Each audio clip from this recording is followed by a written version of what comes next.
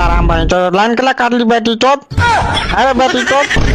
तो लाइन कथले काट ली। अरे भाई तो एकरा तो पंखा चले हुआ भाई तो अपना तोरा पंखा चले दुनिया के पंखा के बंद करने चाहिए।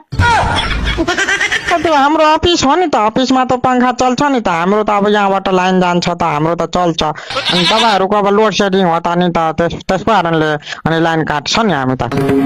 मौसीको लोड सेडिङ एकै थापा त हाम्रो कसलाई लाइन काट्ली। अब गर्मी से लोग के बहन चो बाप से भेंट भगा ले शाम तो तू बहन चो पंखा चला गया बैठल छे ऑफिस में एसी एसी रो बहन चो एसी हेरो।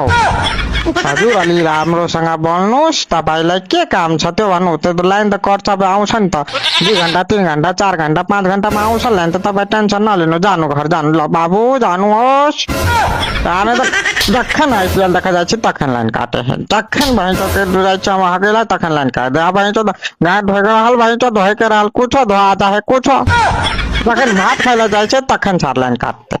खाइला जाइ छ भात आ किया जाए बहन के माइट ईटा में गोबर और किया जात रहे जखन दुहार बदन बढ़िया बढ़िया चिकन की मौगी सब जात रहे अनहार के रात में तखन जोत रह तखन तो मुहे देखे वाला टाइम में सार लाइन काटते जखन बिल जलवे के रहे तखन लाइटर तकत रहे छे लाइटर तकत खमन चार नहीं तन लाइन काटते